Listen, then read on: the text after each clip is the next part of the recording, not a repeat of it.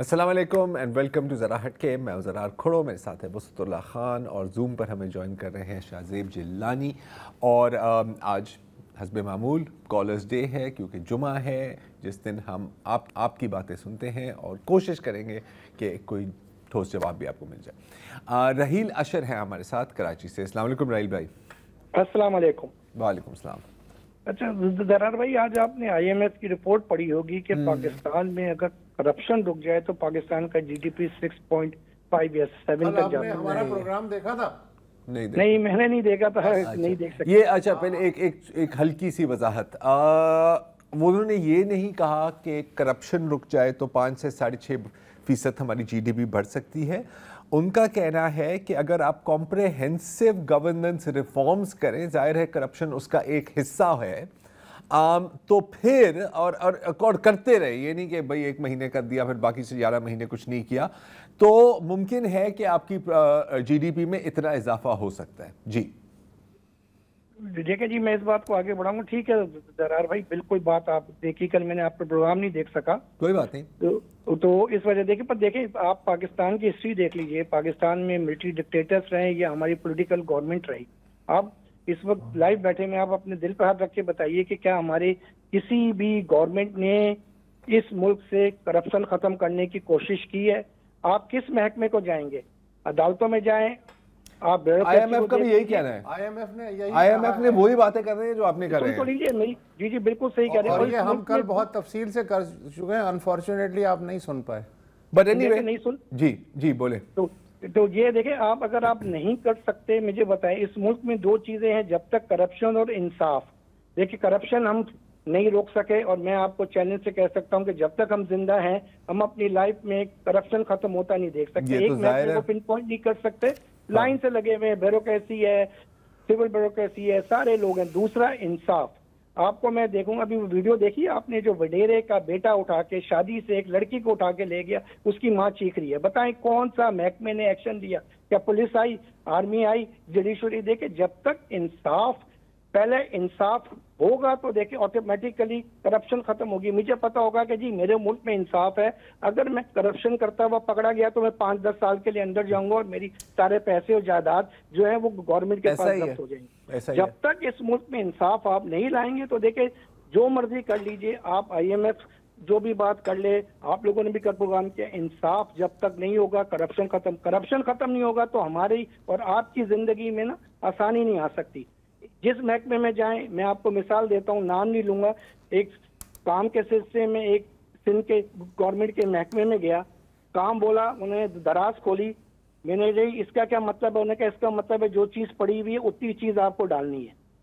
Line लगी हुई है, अगर मैं आपको करूं तो मैं कल आपका प्रोग्राम खत्म हो जाए। तो मुझे तो अफसोस होता है कि जी आप कहते हैं कि जी एक हमारे मुल्क से करप्शन खत्म हो गई है, लेकिन ना मेरी जिंदगी में करप्शन इस मुल्क से खत्म हो सकती है, ना मेरी जिंदगी में इस मुल्क में इंसाफ आ सकता है। ठीक, जो गरीब है वो पिसेगा, जो बेचारा कमजोर है उसको बड़ा आदमी पीस के रख देगा, कुचल के रख देगा, कुछ नहीं हो सकता। ऐसा ही है बिल्कुल। I agree with you.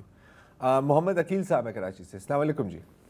अस्सलाम वालेकुम सर। सबसे बड़ा ये था कि राहिब भाई ने जो बात की है वो बिल्कुल सही है। हम करप्शन को रोक भी नहीं सकते। इंसाफ का मिसाल सीधी सी हम देख सकते हैं। 100 रुपए वाला स्टैम्प पेपर सिटी कोर्ट के बाहर 300 रुपए में बिक रहा होता है। हम इस करप्शन को कौन रोकेगा?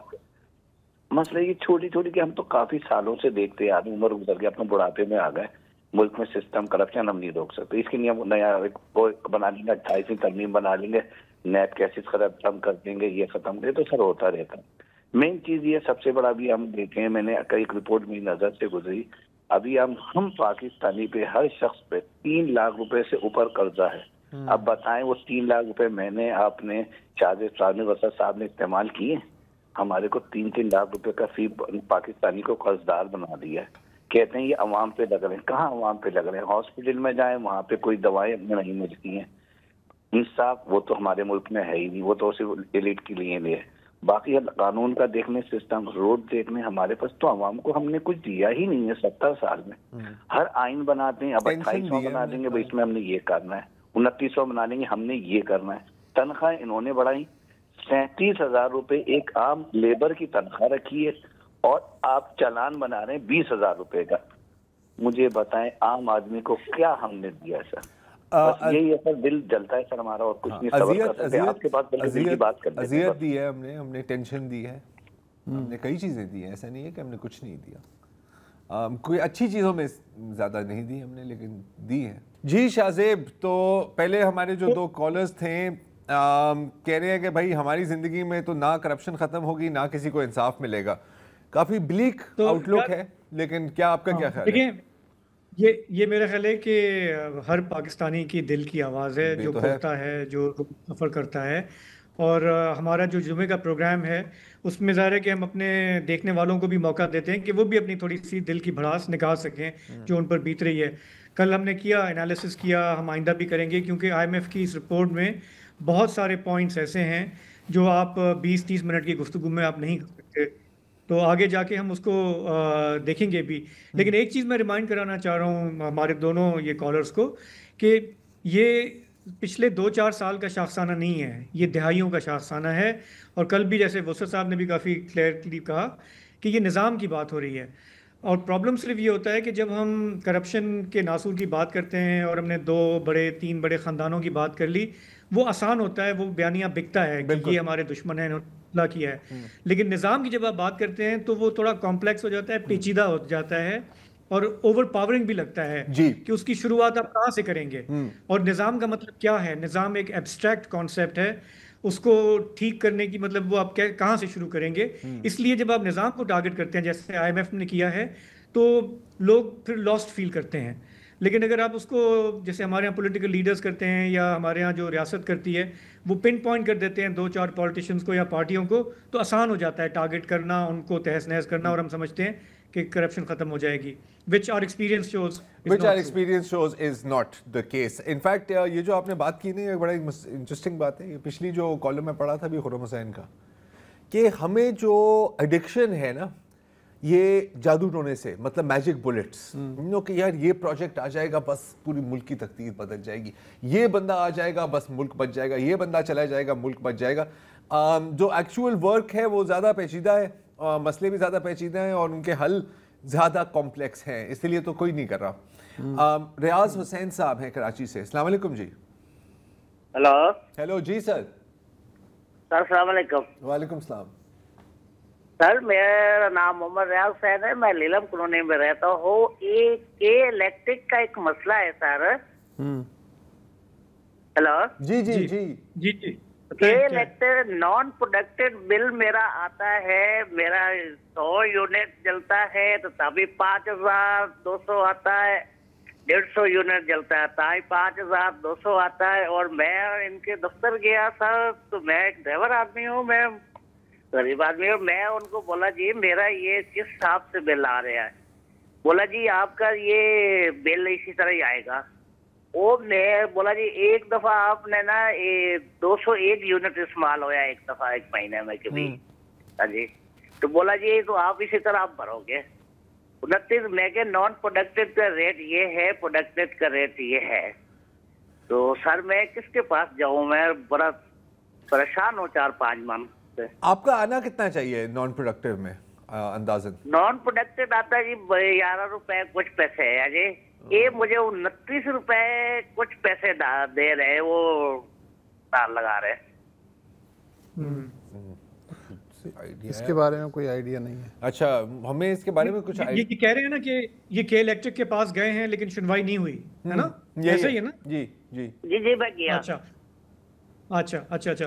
तो अब देखें ये स्पेसिफिक केस का तो हम खड़े खड़े जवाब नहीं दे सकते, लेकिन ये हम जानते हैं कि के इलेक्ट्रिक के मामला पिछले 1-2 माह में काफ़ी गड़बड़ हो गए हैं। एक तो इस्लामाबाद ने इनके टैरिफ्स रिवाइज़ किए हैं, जिससे बहुत ही एक वेव ऑफ परेशानी चल रही है कि इलेक्ट्रिक का आगे क्या होगा, सस्टेन करेगा। उनका अपना एक पूरा जो कॉर्पोरेट लॉबिंग कह लें, कुछ कह लें, जो PR है वो एक ओवर ड्राइव में नज़र आ रही है कि वो कह रहे हैं कि ये आगे सस्टेनेबल नहीं होगा। गवर्नमेंट ने यकायक जो है डाउनवर्ड रिवाइज़ किए हैं टैरिफ्स। अच्छा, कुछ लोगों से मेरी बात हुई, उन्होंने कहा जी के इलेक्ट्रिक को तो बहुत ही फेवरेबल ट्रीटमेंट मिल रहा था, इतने बरसों से बिलियंस वो बना रहे थे, कमा रहे थे और पास ऑन नहीं कर रहे थे उसका फ़ायदा जो कराची के शहरियों का है। रिसेंटली मैंने एक और खबर देखी वसत और ज़रार, और ये कि उसके अंदर जो कॉर्पोरेट लेवल पे कुछ टेक ओवर, जी ये भी हो रहा है, ये भी बिल्कुल ये भी चल रहा है। कुछ लोगों ने आके मीटिंग हुई, चंद मिनटों में बर्खास्त हो गई, लोगों ने वॉकआउट कर दिया कि हम इसका ऐसा नहीं बनेंगे। तो के इलेक्ट्रिक के मामला पे काफ़ी क्वेश्चंस हैं। अब ये एक अनफॉर्चुनेट है कि हमारे यहाँ इतनी बड़ी यूटिलिटी कंपनी है मुल्क के सबसे बड़े शहर की, उसकी रिपोर्टिंग जो है वो उस अंदाज में नहीं होती कि लोगों को पता चले कि मेरी सेहत पे क्या बराह रास्त फ़र्क पड़ रहा है, क्योंकि थोड़ा टेक्निकल हो जाता है मामला। लेकिन at some point I think we should look at it, क्योंकि जिस तरह ये कॉल आई अभी, at the end of the day they bear the brunt of the situation. बिल्कुल बिल्कुल जी। अच्छा कौन है? हिदायतुल्लाह हैं इस्लामाबाद से। हिदायतुल्लाह साहब, अस्सलाम वालेकुम। वालेकुम सलाम जनाब, कैसे हैं आप लोग? खैरियत से हैं? ठीक ठाक हो? बिल्कुल सर, आप सुनाए, आप कैसे हैं? शुक्र है जनाब। मैं खुद ग्रेड 20 का रिटायर्ड ऑफिसर हूँ, 2-3 महीने हो गए मुझे जी। ये हमारी डिबेटिव सोसाइटी है, हर चैनल पे यही बात होती है, करप्शन है, कैसे खत्म की जाएगी, मुल्क में करप्शन है, फेल स्टेट है, हम सोशल वेलफेयर स्टेट नहीं बन पाए। क्या आज तक किसी ने इसके सलूशन या काजेस पे बात की है? आपके पास है कोई सोल्यूशन? जी मेरे पास है। जब तक आपका खानदानी सिस्टम और एजुकेशन सिस्टम बेहतर नहीं होगा, आपकी सोसाइटी ठीक हो ही नहीं सकती।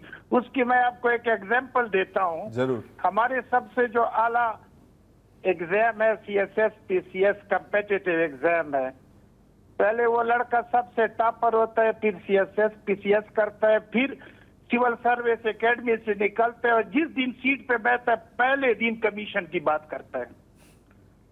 इसका मतलब है कि कहीं पे कोई खराबी है ना हमारे सिस्टम में, कि उस बच्चे को हमने 25 साल तक लिखाया, पढ़ाया, समझाया, ट्रेनिंग करवाई, एक्सपोजर दिलवाया, हमने उस पे लाखों करोड़ों रुपए खर्च किए, लेकिन वो फिर भी पब्लिक सर्वेंट नहीं बन पाया। बिल्कुल बिल्कुल। पब्लिक सर्वेंट नहीं है, थोड़ा सा स्वीपिंग बात हो गई सर, ऐसे नहीं है। देखिए ये जो अभी आप चूंकि IMF की रिपोर्ट की हम बात कर रहे हैं, उसमें ठीक है ब्यूरोक्रेसी का एक बड़ा रोल रहा है, लेकिन उस रिपोर्ट में ये भी बात कही गई है कि ये जो नासूर है करप्शन का, ये हमारे समाज में रच बस गया है। ये ऊपर से लेके ये नीचे तक है। नीचे भी जो है ना, छोड़ दें CSS वालों को, आपका जो आम जो चपरासी से लेके आप जब चलते हैं, कांस्टेबल से लेके, हर बंदा कहता है कि जी मैं पैसे देकर आया हूँ, नौकरी लेकर आया हूँ, जो भी है ये मेरा हक बनता है। तो अब वो नॉर्मल, बहुत अरसे से तो वो नॉर्मल हो गया है ना। तो मेरा ख्याल है कि थोड़ा सा ये हम जहन में रख लें कि ब्यूरोक्रेसी का ओवरऑल ठीक है, बहुत बड़ा फॉल्ट है क्योंकि उसके पास पावर रहा है शुरू से, लेकिन अच्छे ऑफिसर्स भी हैं जो रेजिस्ट करते हैं, कभी कभी रिज़ाइन करके चले जाते हैं, नहीं बनते पार्ट किसी इस तरह के उल्टे सीधे कामों का, और फिर वो थ्राइव नहीं करते हैं। बड़ी बात जो है ना ये IMF की रिपोर्ट, वो ये कि सिस्टम पनिश करता है ऐसे लोगों को जो प्रोफेशनली चलना चाहते हैं और ईमानदारी से चलना चाहते हैं। पीपल हु प्ले बॉल, जो उल्टे काम करते हैं, सिस्टम उनको ऊपर लेके आता है। सिस्टम को यही चाहिए, उनको मिलता है, उनको इंपॉर्टेंट पोस्टिंग्स उनको मिलती हैं। तो घूम फिर के हम उसी सिस्टम पे आते हैं कि उसमें फ़र्क नहीं पड़ता कि वो किसकी गवर्नमेंट थी, या प्राइम मिनिस्टर कौन था, या CM कौन था। वो निज़ाम जो है वो इतना मजबूत है कि वो नहीं बदलता फिर। बिल्कुल। और मेरा ख्याल है कि देखिए रियाज साहब ने, चले बिकॉज इतने बड़े इंटरलिंक्ड इशूज़ हैं, उन्होंने तालीम की बात की और उसमें भी उन्होंने मिसाल दी CSS की, लेकिन जाहिर है कि मेरा ख्याल है उनका मकसद, कहने का मकसद ये था कि आप इसको पूरे सिस्टम पे भी अप्लाई कर सकते हैं ना। ये मसले का एक हिस्सा है, जाहिर है कि कोई ये नहीं कह रहा कि पूरा मसला ये है। और बिल्कुल आप जो भी नमक की कान में जाता है नमक बन जाता है, वो कहना ये चाह रहा था बेसिकली। यस, एक वक्फा ले लें सर। हट के में आपकी हम कॉल्स ले रहे हैं। अभी तक ज़्यादा कॉल्स जो हैं वो करप्शन के इशू पे आई हैं। हमारे अगले कॉलर हैं कराची से नईम एजाज साहब। जी अस्सलाम वालेकुम।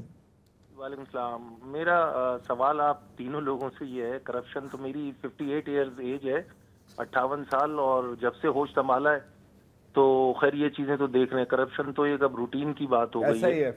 अच्छा, मेरा कहने का मकसद ये है कि हमारे जो बड़े बड़े, मैं किसी, अल्लाह ना करे आपको किसी मुश्किल में नहीं डालूंगा कि किसी का नाम लूं, बड़े बड़े आलिम, बड़े बड़े जो इतने बड़े बड़े मजमे लगाते हैं, चाहे किसी भी मकतब फिक्र से हों, वो इस बात को क्यों नहीं कहते कि भाई खुदा के लिए, चाहे गवर्नमेंट को भी हो, बुरा है तो बुरा तो कहें।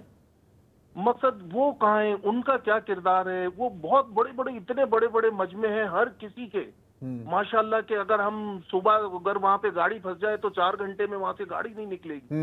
इतने बड़े बड़े मजमे, लेकिन उनका कहीं नजर नहीं आता कि अगर गवर्नमेंट लेवल पे कोई गलत हो रहा है, थोड़ा सा नहीं भाई, आपने नहीं भाई, इस चीज को आप रोकें। प्राइवेटली गलत हो रहा है, ठीक है, करप्शन सिर्फ टॉप लेवल पे नहीं है। मैं कल की एक छोटी सी मिसाल दूं। हम अपने घर के लिए रोटी लेते हैं, मैं जानता हूं उनको, 6 रोटी ली, मैंने कहा भाई गरम दे देना, उसमें से जब घर आए तो एक रोटी बीच में ऐसी रखी हुई थी जो खाने के काबिल भी नहीं थी। और माशाल्लाह उनकी इतनी बड़ी दाढ़ी, 5 टाइम की नमाज। तो करप्शन तो हम नहीं रोक सकते। नहीं। अच्छा, दूसरा मेरा आप लोगों से ये कहना है कि आप लोगों को लाखों करोड़ों लोग देखते हैं, ठीक है ना, और मैं भी आप लोगों को देखता हूँ, बहुत सारे चैनल, बहुत सारे एंकर्स को हम देखते हैं, तो बाखुदा बड़े हल्फिया कह रहा हूं कि उनको देखने का दिल नहीं करता। मैं नाम किसी का नहीं, आप लोगों से कुछ अच्छी उम्मीद है।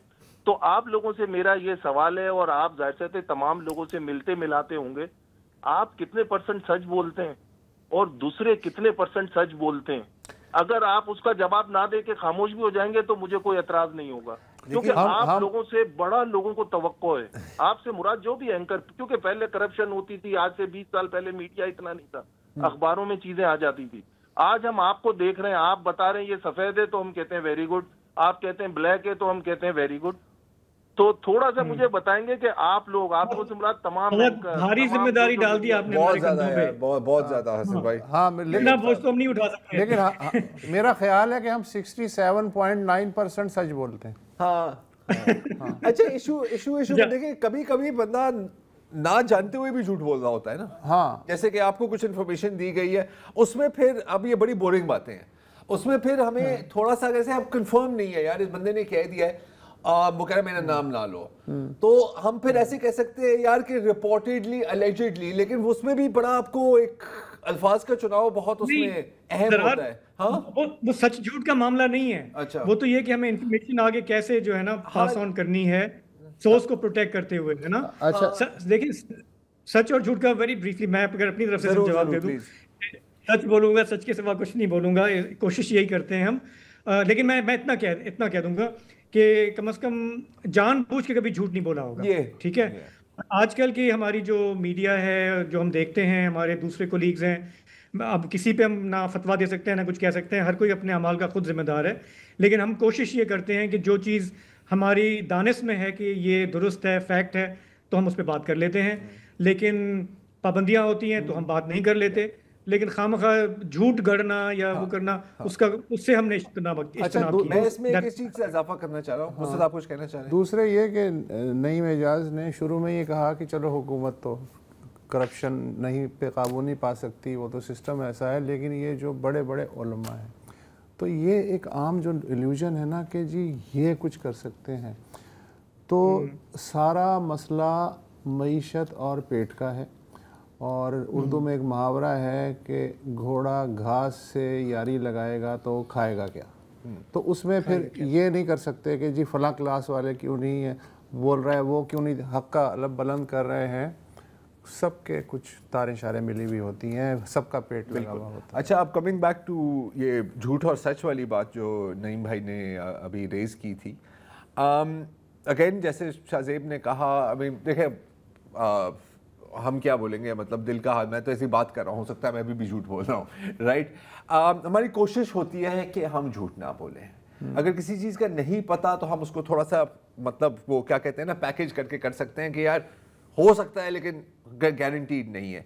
एक जो बात है कि कभी कभी और इतना ऑफन भी नहीं होता ये, कि कभी कभी कोई एक इशू होता है और आपको बताया जाता है कि यार ये लाइन है, इस लाइन से आपने हटना नहीं है, राइट। या जो मुकम्मल हकीकत है वो आप बयान नहीं कर सकते, या आपने इस वर्जन पे चलना है। अक्सर फिर हम साथ मिलकर ये फैसला करते हैं कि यार इससे बेहतर है कि फिर हम इस खबर पे बात ही ना करें। ये होता है। लेकिन रादर देन झूठ बोलने से बेहतर है कि आप ना ही बोले यार, फिर ना ही बोले। आप अपनी समझ के हिसाब से बात नहीं कर सकते तो फिर रहने ही दें, बाकी और लोग हैं वो कर लेंगे उस पर। हाँ, लेकिन अल्लाह का शुक्र है, मैं एक चीज़ मैं कह सकता हूँ कि कभी किसी प्रोपेगेंडा कैंपेन में जानते हुए हम कभी उसका हिस्सा नहीं बने, कि जैसे कभी कभी किसी से आता है ना यार अब ना इनके खिलाफ ना आपने बस एक पूरी कैंपेन चलानी है, हर दौर में ऐसा हुआ है, कोई नई बात नहीं है। तो उसका हम बड़ी कोशिश करते हैं कि उसका हिस्सा ना बने, उसका हिस्सा ना बने, हालांकि रेटिंग्स आती हैं उसका हिस्सा बनने से। Let's be clear about that. लेकिन ये इसलिए तो रेटिंग नहीं आती, इसीलिए तो रेटिंग नहीं आती यार, इसीलिए तो नहीं आती। इतने लोग कहते हैं कि आपका YouTube जो है इस पे तो इतने होने चाहिए, क्यों नहीं लोग देखते। मैं कहता हूँ यार अब नहीं देखते तो हम क्या कर सकते हैं। मैं मतलब उनकी कनपट्टी पे बंदूक रखूंगा यार सारा देख, या मैं बॉट्स रख लूं। अब वो भी एक तरह का झूठ ही है ना यार। चस्का चाहिए। हाँ तो बहुत सारे हैं। फैसलाबाद चलेंगे जी, फैसलाबाद चलते हैं। हसन अख्तर साहब हैं। हसन अख्तर साहब जी जी जी, अस्सलाम वालेकुम। शुक्रिया, आपको इंतजार करवाया, सॉरी। कोई बात नहीं, एक छोटा सा है, एक इशू है, मैं एक्सप्रेस करना चाह रहा हूँ। जरूर जी। जी आवाज आ रही है? जी जी जी, लाउड एंड क्लियर सर, फरमाइए। अच्छा, एक्चुअली ये कि हम मीडिया पर बैठकर चले जुडिशरी के बारे में तो बात करते हैं कि हमारे जजेस का ये मसला है, वकला का ये मसला है, हम मीडिया को क्यों इग्नोर कर रहे हैं? मतलब मीडिया जितना कंप्रोमाइज हो गया है, मीडिया के मालकान जितने कंप्रोमाइज हो गए, उस पर कभी हमने बात नहीं की। आप कर लें। जो कोई एक एंकर बेचारा अगर कोई सच्ची बात कर देता तो उसे उठाकर बहर फेंक देते हैं। अच्छा, उसके अलावा आप देखें कि यानी हमारा मसलन हमारी जो ये इस वक्त जो हमारी इकॉनमी चल रही है वो सारी मतलब लोन पर चल रही है, मतलब IMF के। उससे अगर कोई गवर्नमेंट कुछ एक दो प्रोजेक्ट करती है तो उसकी इतनी एडवर्टाइजमेंट वो मीडिया को देती है, बिलीव करें दिल जलता है।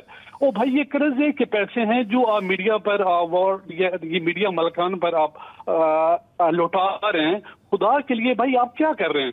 ये इस पर मैं यानी जो पढ़े लिखा तबका है, बिलीव करें उसे यानी वो जरा मुतासर नहीं होता, उससे वो गुस्सा आता है कि भाई ये मेरे पैसे हैं जो लग रहे हैं। तो इस पर प्लीज थोड़ी सी आप लोगों की यानी एक अच्छा एक प्लेटफॉर्म है और हम बड़ी तारीफ करते हैं आप कि आप लोग कम से कम चलें, ज्यादा सच नहीं बोलते, लेकिन बहरहाल आप लोग कुछ न कुछ वो फेस करते हैं और कुछ लोग कुछ ट्राई करते हैं इम्प्रूवमेंट की। तो ये मेरी रिक्वेस्ट है कि इस पर भी कभी प्लीज बात कर ले करें। बहुत शुक्रिया, thank you very much. Thank you for your call. मेरा ख्याल बात उन्होंने खुद ही कर दी, जो हमारा गड़बड़ घोटाला है। हाँ, देखिए ऐसे भी होता है, और इसके साथ साथ देखिए एक और चीज़ भी है ना। आई मीन अगेन, हर तस्वीर के दो रुख हैं। कुछ मालकान को इतना दबाया भी गया है, इतना प्रेशराइज भी किया गया है कि वो भी कभी कभी हमारी तरह फिर खामोश ही हो जाते हैं। ये भी हुआ है। कुछ ऐसे भी मालकान रहे हैं जिन्होंने बुग़्ज़ में आकर अपने राइवल मालकान के खिलाफ मतलब कई डेविल्स के साथ कई डील्स की हैं। ये भी हुआ है। फिर कुछ एंकर हजरात हैं जो एक दौर में हीरो हैं, दूसरे दौर में जीरो हैं, क्योंकि हवा का रुख बदल गया। ये भी होता है। कुछ लोग, आई मीन अब तो बात यहाँ पे बिल्कुल एंकर्स को ऑफेयर किया गया है, इसमें कौन सी कोई ढकी छुपी बात है। ऐसा भी हुआ है। कभी कभी तो बात यहाँ तक पहुँच जाती है कि कोई एंकर को जुकाम भी हो जाए, वो 2 दिन गायब हो, तो लोग कहते हैं यार ये देखना इसने उस दिन वो काम किया था, इसीलिए इसको आउट कर दिया है। अक्सर मुझे कॉल्स आई हैं कि मतलब यार वो फलाने का क्या हुआ। मैंने कहा यार बच्चा बंदे को डेंगी है, तो आ जाएगा वापस यार। बट एनीवे, वो एक अलग बात है। मेन बात है कि हमारे मीडिया इंडस्ट्री के अंदर भी काफी गड़बड़ घोटाला है। बिल्कुल हमें बाहर से जो है सेंसरशिप ने, धमकियों ने, तहस नहस करने ने हमें तबाह किया, लेकिन हमारी अपनी जो जिम्मेदारियां थी उसमें भी हमने भी अपना रोल सही प्ले नहीं किया है। इससे तो इनकार नहीं है। नहीं, तो बिल्कुल ये जो कॉल थी उसमें हम तो खुद एडमिट करते हैं कि हमारे अंदर हैं मसाइल, हमें उसको ठीक करना है। मालकान की जिम्मेदारी है, सहाफ़ियों की जिम्मेदारी है, तंजीमें जो हैं उनकी जिम्मेदारी है, उससे तो कोई इनकार नहीं है। Welcome back. कराची से हैं वक़ार अहमद साहब। जी सर। अस्सलाम वालेकुम। वालेकुम सलाम। अच्छा सर, ये बात हो रही थी सिस्टम की, तो जहां तक मैं समझता हूँ तो सिस्टम का तो बुनियादी मतलब है इदारे। मुल्क के जो इदारे हैं जिनको आपने अल्हम्दुलिल्लाह चुन चुन के खत्म कर दिया, बर्बाद ही कर दिया। जुडिशरी है, इलेक्शन कमीशन है, पार्लियामेंट है, सब ले लो, मतलब जितने सब इदारों को बारी बारी करके हमने सारे इदारों को तबाह कर दिया। तो यही सिस्टम है। तो ये सिस्टम, ये इदारे दुरुस्त होते, ठीक चलते, तो ये सारा निजाम चल रहा होता। तो अब किस किस का नाम लिया जाए, और सारी बातें आपके सामने ही है। दूसरा की बात हो रही थी मीडिया पे तो शायद मुझे एक आपका प्रोग्राम लगता है या एक आध कोई प्रोग्राम में नाम ले सकता हूँ, जो मुझे लगता है कि कुछ सहाफत जिसमें अंदर बाकी रह गई है। अदरवाइज तो सारे ही देख के ही लगता है कि हम माउथ पीस बने हुए हैं। और जहां तक आपने रेटिंग की बात की है तो आप लेटेस्ट चेक कीजिएगा, जरा हटके की रेटिंग जो है मेरे ख्याल से सबसे हाईएस्ट होनी चाहिए, क्योंकि अब शायद लोग इसको ही देखते हैं। बाकी तो प्रोग्राम देख रहे हैं, आप लगाएं और एंकर को देखें और आप अंदाजा लगा लें कि ये क्या बात करेगा, ये किस तरफ की लाइन लेगा, ये किसको उठाएगा, किसको नीचे करेगा, साफ पता लग रहा होता है।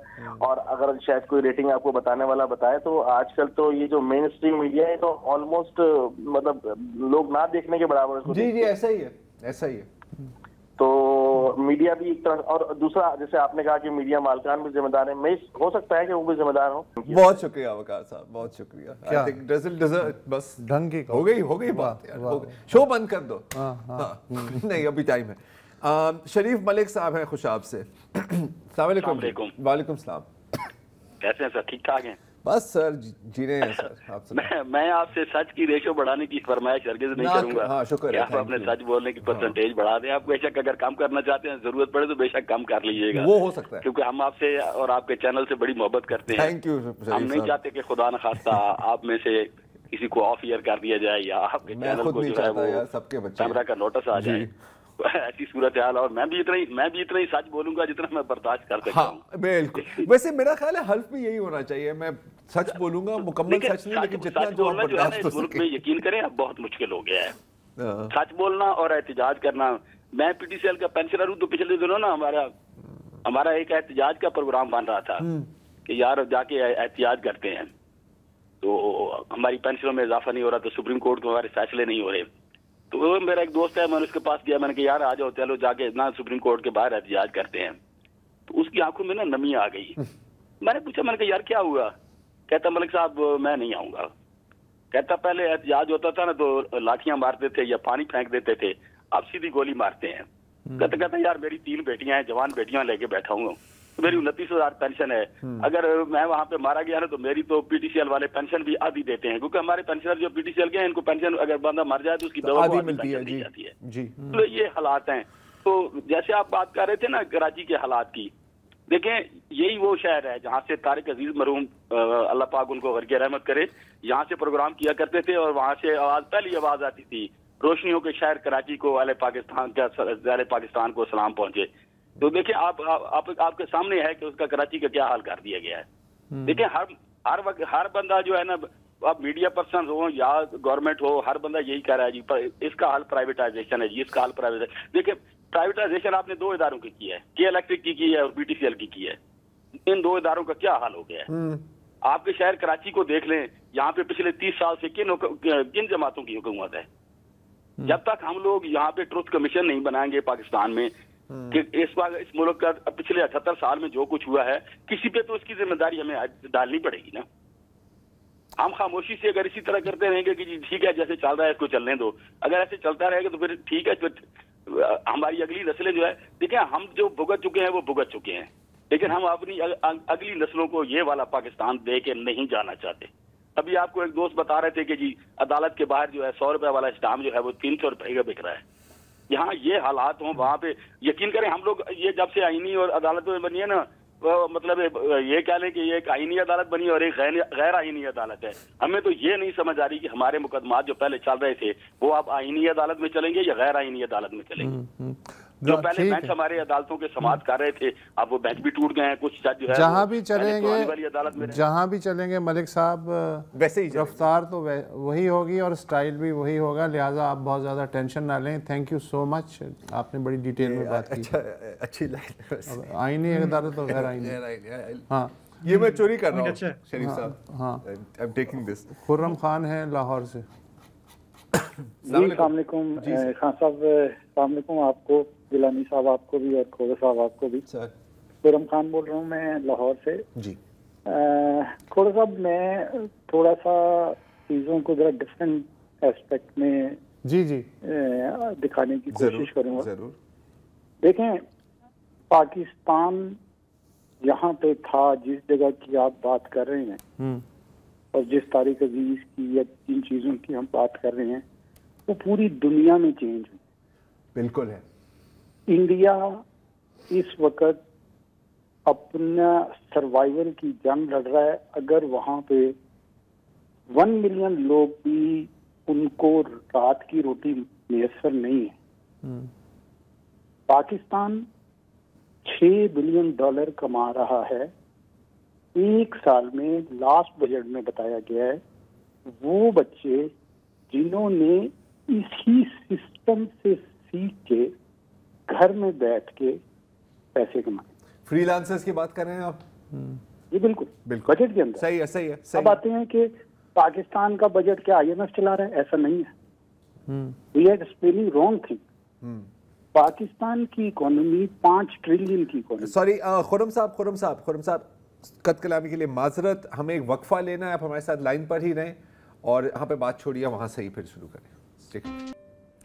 वेलकम बैक जी। खुरम खान है हमारे साथ लाहौर से। जी खुरम साहब। जी खुरम साहब, मैं सिर्फ ये एक्सप्लेन करना चाहूंगा कि थोड़ा चीजें जो है ना अब इतनी तेजी से दुनिया में चेंज हो रही हैं। आप आज चाहेंगे दुनिया के अंदर इतनी तेजी से डाटा सेंटर्स बन रहे हैं, नई टेक्नोलॉजीज आ रही हैं, बच्चे पाकिस्तानी बच्चे वहां पे काम कर रहे हैं। बिल्कुल। न्यू गेमिंग पे पाकिस्तानी बच्चे काम कर रहे हैं। हाँ, जिसके पास स्किल्स नहीं है वो रो रहा है।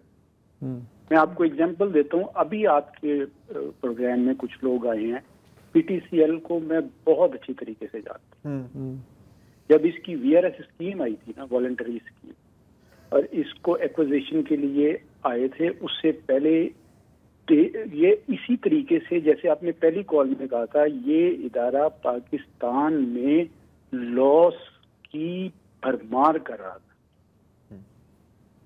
इस इदारे को अथॉरिटी खत्म करके इस इदारे को प्राइवेटाइज किया गया और इस इदारे में जितने टेक्निकल स्किल्स थे उन्होंने खुश होके VRS ली और उन्होंने दे मिंटिंग मनी आफ्टर फ्रेंचाइज। उन्होंने कार्ड बेचे, उन्होंने एक्सचेंजें लगाई, उन्होंने वर्ल्ड कॉल की तरह की चीजें लगाई और वो they become the rich in the country. क्योंकि टेलीकम्युनिकेशन डाइल्यूट हुई थी, डाइवेस्ट हुई थी। डाइवेस्टमेंट आई। टर्न अराउंड स्टोरी ये है कि मैं आपको कॉल कर रहा हूँ, सामने देख रहा हूँ मैं आपको। PTCL में आप कर सकते थे ये। मैं आपको सामने देख रहा हूँ टीवी पे और मैं आपको कॉल कर रहा हूँ मोबाइल से, और ये ऐप पे पहुंचना और इस स्मार्टफोन पे पहुंचना। PTCL में जो यानी उनको पेंशन, अब उनके अब्बाओ अजदाद को पेंशनें दें अब हम। ठीक है।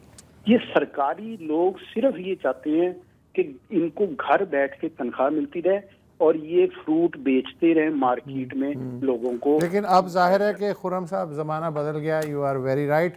अनफॉर्चुनेटली हमें यहीं मुनक़ता करना पड़ेगा, वक्त ख़त्म हो रहा है। इंशाल्लाह फिर अगले जुमे को या फिर उससे अगले जुमे को दोबारा आपको सुनना चाहेंगे। फ़िलहाल हमें इजाज़त दीजिए। मंडे तक बशर्ते ज़िंदगी। खुदा हाफिज़।